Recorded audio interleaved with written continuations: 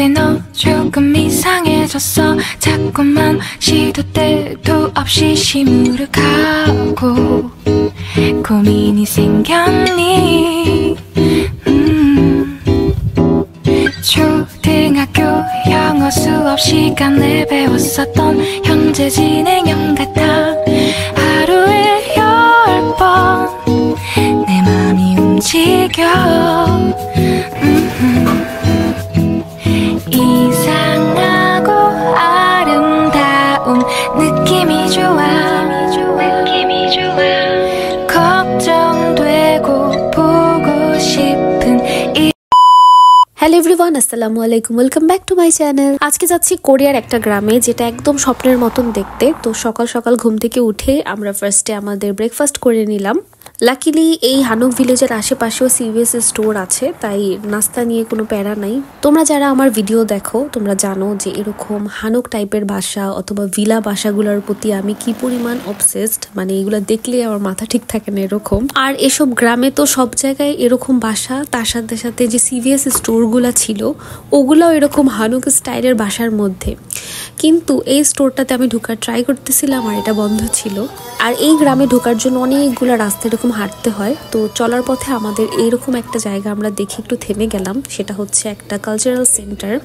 এই গ্রামটার নাম হচ্ছে বুকচন হানুক ভিলেজ, আর এটা হচ্ছে বুকচন কালচারাল সেন্টার। অনেক বছর আগে কোরিয়াতে এরকম টাইপের গেটগুলা থাকতো। আমি যখন গিয়েছিলাম তখন ছিল কোরিয়ানদের একটা মানে ঈদ বলা যায়, মানে ওদের নিউ ইয়ার হিসাবে ওরা সবাই একটা লম্বা বন্ধ পায়। সেই বন্ধতে আমরা সবাই এরকম ঘুরতে যাই এক এক জায়গায়। তখন এই সেন্টারটাতে দেখলাম সবাই সবার ফ্যামিলি নিয়ে আসছে, ছোট ছোট বাচ্চাদেরকে নিয়ে আসছে, মানে কোরিয়ান কালচার দেখাচ্ছে, কিভাবে হানুক বাসাগুলো বানায় সেগুলা। আমি সবসময় আমার ল্যাবমেটদেরকে বলি যে আমি পরবর্তীতে থাকে না একটা ড্রিম হাউস সবারই থাকে, একটা হানুক টাইপের বাসা বানাবো, মানে একদম ছোট করে হলেও। আর এখানে একটা মিউজিয়ামের মতন ছিল, তাই আমি দাঁড়িয়ে দাঁড়িয়ে দেখতেছিলাম যে এখানে কিভাবে করে কোরিয়ান বাসাগুলা বানায়। তো এটার প্রসেসটা দেখে তো আমি খুবই অবাক হলাম। এখানে এত কিছু, মানে এতগুলো প্রোটেকশন দেয়া থাকে। এই বাসাগুলোর সবচেয়ে যে জিনিসটা আমার পছন্দ সেটা হচ্ছে উপরের যে চালটা বানায় সেটা, মানে উপরের পার্টটা। এখানে এরকম ফুল প্রসেসে দেখাচ্ছিল যে কিভাবে বানায়। আমি জানি না তোমাদের কাছে এই প্রসেসটা কেমন লাগতেছে, বাট আমার কাছে এটা খুবই ইন্টারেস্টিং লেগেছে যে আসলেও এটা এইভাবে করে বানায়। এরকম ধরনের সেন্টার অথবা মিউজিয়ামে আমার আসলে তেমন একটা পছন্দ না, জাস্ট দাঁড়ায় দাঁড়ায় দেখা, কোনো অ্যাক্টিভিটিস থাকলে ভালো লাগে। তারপরেও এখানে অনেক জায়গায় বুকচন হানুক ভিলেজের ছবি দেখে আমার কাছে মানে খুবই এক্সাইটেড লাগতেছিল যে আমি কখন যাব হানুক ভিলেজটাতে। তারপর বের হয়ে দেখি যে এখানে অনেক ধরনের অ্যাক্টিভিটিসও আছে করার মতন। ছোট ছোট বাচ্চারা দেখে অনেক কিছু এরকম খেলতেছে। তারপরে এই হানুক ভিলেজগুলোর একটা রুমের ভেতরে ঢুকে মানে কি জানি পেপারস দিয়ে বানাচ্ছে বা লিখতেছিল। ড্রয়িংও আমার খুব ভালো লাগে, কিন্তু সেটার থেকে ভাবতেছিলাম যে কোনো গেমস যদি থাকে যে খেলা যায় এখানে, ওটা খেলি। তারপর এটা দেখতেছিলাম একজন খেলতেছিল যে এই তীরগুলাকে এই বক্সের ভিতর দিতে হবে, যেটা আমি কোনোভাবেই পারতেছিলাম না। তারপরে মাত্র মানে এতগুলা তীরের থেকে মাত্র মেবি 2-3টা তীর আমি বহুত কষ্টে করে এটার ভিতরে দিতে পারি। মনে হয় এরকম 7-8টা তীরের মধ্যে হাইয়েস্ট আমার 2টা বা 3টা হবে এই বক্সের ভিতরে, তাও বহুত কষ্টে এরকম 1000 বার উঠানোর পরে গিয়েছিল। এতে আমি অনেক খুশি। যেহেতু বললাম যে এটা কোরিয়ানদের একটা ফেস্টিভ্যালের মতন ছিল, মানে নিউ ইয়ার, এর জন্য ওরা এরকম হ্যান্ডবুক পড়া, আগে বড়রাও পড়তো আর এখন শুধু বাচ্চাদেরকে পড়িয়ে তারপরে মানে এরকম কালচারাল কিছু করাতে বা কোরিয়ান কালচার সম্পর্কে জানাতে মানে গ্রামে নিয়ে যায়। আর এই কয়েনগুলো দিয়ে কি জানি খেলতেছিল, মানে আমি এটা বুঝতেছিলামই না, মানে অনেক ট্রাই করতেছিলাম বুঝতে না পেরে আমি ভাবলাম আমি এই প্লেসটাকে আরেকটু ঘুরে ঘুরে দেখি। আগেকার দিনের জিনিসটা দেখতে খুবই ভালো লাগে, যে আগেকার দিনের দরজার স্টাইল বা আশেপাশের জিনিসপত্র কেমন ছিল। মানে মেইন যে গ্রামটা সেটা পর্যন্ত যেতে আরও অনেক দূর হাঁটতে হবে। তারপর আমরা বের হয়ে হাঁটা শুরু করি। মাঝখানে এই স্ট্রিট ফুডটা দেখে আমরা থেমে যাই, মানে আমরা বলতে আমি। এসব খাবারের প্রতি আসলে আমারই বেশি ফ্যাসিনেশন। এটা হচ্ছে fish shaped bun with ice cream. আমি ফিশ শেপড বান ট্রাই করেছি, কিন্তু এরকম আইসক্রিম এই ফার্স্ট টাইমই আমি ট্রাই করব। মানে এটা ওয়াফেলের মতন, মানে ওয়াফেলই কিন্তু এরকম ফিশ শেপ। তোমরা আমাকে আশেপাশে মানুষের চেহারা আমি কেন দেখাই না, এটা অনেকেই বলো যে দেখাতে, মানে এটা নিজেদেরকে দিয়ে তোমরা ভাবো যে তুমি ধরো রাস্তায় নর্মাল হাঁটতেছো, আমি তোমাকে একটা ভিডিও করে ভাবে দিয়ে দিলাম, জিনিসটা মানে আমার পার্সোনালি খুবই অপছন্দ। আমি ভিডিওস বানাই আসলে আমার নিজের শখ থেকে, এটার জন্য আমি কারো প্রাইভেসি নষ্ট করাটা একদমই ঠিক না। যারা আমার ভিডিওস দেখো, পছন্দ করো, আমি অনেক থ্যাঙ্কফুল তোমাদের থেকে যে তোমরা আমার ভিডিওস এভাবেই পছন্দ করতেছো। আর এইখানে দেখে আমার এত কষ্ট লাগে, আমি ভাবছি কি এই চকলেট যে ফাউন্টেনটা আছে এখান থেকে আমাকে অনেকগুলো চকলেটস দিবে, দেখি স্ট্রবেরিটার মধ্যে একটুখানি চকলেটটা দিল আর এখান থেকে একটুখানি চকলেটের সিরাপ উপরে আইসক্রিমের উপর দিল।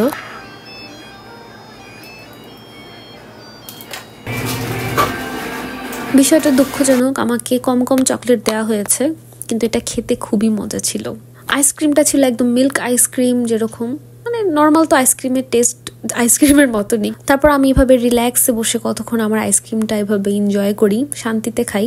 আর এই জিনিসটার শান্তি আসলে অনেক বেশি যে আমার হাজব্যান্ড এসব মিষ্টি জাতীয় খাবার, আইসক্রিম, চকলেটস খুবই কম পছন্দ করে, যেটা আমি খুবই খুশি এই বিষয়টাতে। কে কে আমার মতো আছো কমেন্টস করে জানাও। ধরো কোনো খাবার তুমি কাউকে সাধলা যে খাও, কেউ বললো না খাবো না, তখন অনেক ভালো লাগে।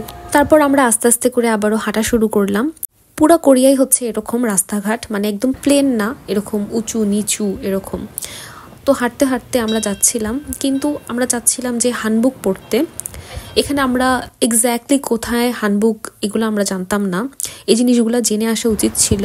আমি কোনোভাবেই একটাও হানবুক সেন্টার পাচ্ছিলাম না, মানে যেখান থেকে রেন্টাল নিয়ে আমরা পড়বো। আমরা আল্লাহর নাম নিয়ে হাঁটতে থাকি, যে এর মধ্যে পেলে তো পেলাম। আর সবচেয়ে ইন্টারেস্টিং বিষয় হচ্ছে কি এই গ্রামটাতে কিন্তু এখনো মানুষজন এই বাসাগুলাতেই আছে, মানে এগুলো জাস্ট এরকম না যে সাজিয়ে রাখার জন্য বাসাগুলা।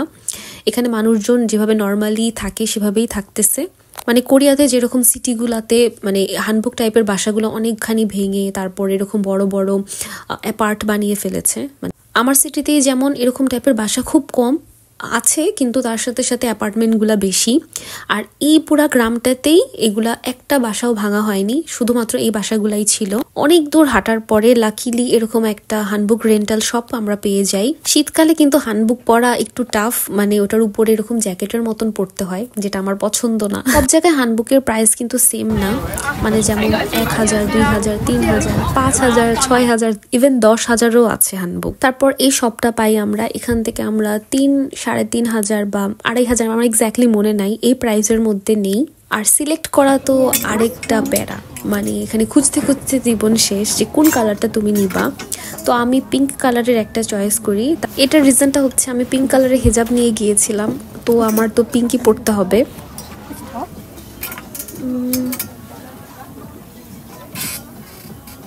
ওকে, এখানকার স্টাফরা অনেক ভালো হয়, ওরা সাজেস্ট করে তোমাকে, তারপরে কোনটা পরলে ভালো লাগবে না লাগবে এগুলো সব বলে।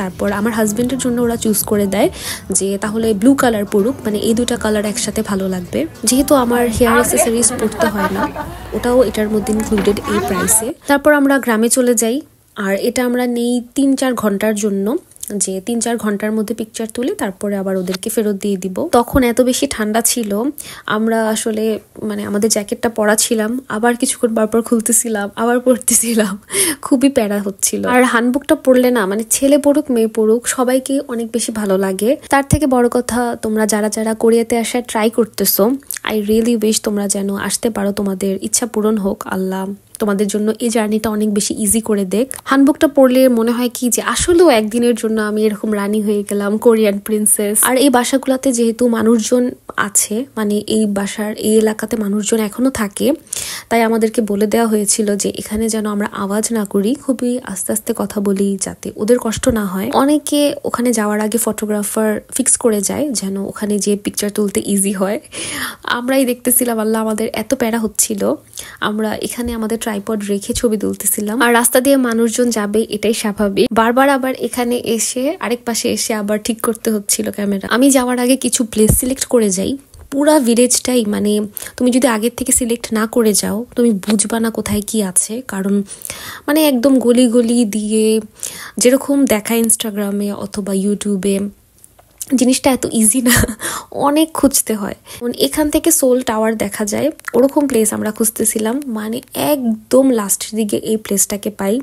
এটা যে কোন কোনায় ছিল, নর্মালি এই প্লেসগুলো এতটা ভিড় থাকে, দাঁড়ানোরও জায়গা থাকে না, তাই আমরা ইচ্ছা করে অনেক সকালের দিকে যাই, যে সকালবেলা এখানে ঘোরাফেরা করে পিকচার্স তুলে তারপর আমরা চলে আসবো। কোরিয়ান গ্রাম যে এত বেশি সুন্দর হয় বলার মতন না। আমি খালি বাসাগুলা একটার পর একটা দেখতেছিলাম, মাঝখানে এরকম সুন্দর হাঁটার জায়গা আর চারপাশে মানে দুই পাশে এরকম বাসা, আর বাসার ডিজাইনগুলা খুবই সুন্দর, একদম স্বপ্নের মতন। অনেক ধরনের জুয়েলারিসও ছিল, মানে এক একটা বাসার সামনে এরকম ছোট ছোট দোকানের মতনও ছিল। ওখানে অনেক ধরনের ছোট ছোট পেন্ডেন্টের মতন ছিল, ওগুলা খুবই কিউট। তারপর আমাদের টাইম হয়ে যায় এই জিনিসপত্রগুলা ফেরত দেওয়ার কারণ আমাদের সময় শেষ। আমরা এর মধ্যে এগুলা ফেরত দিয়ে তারপর আমরা চলে যাব বাসায়।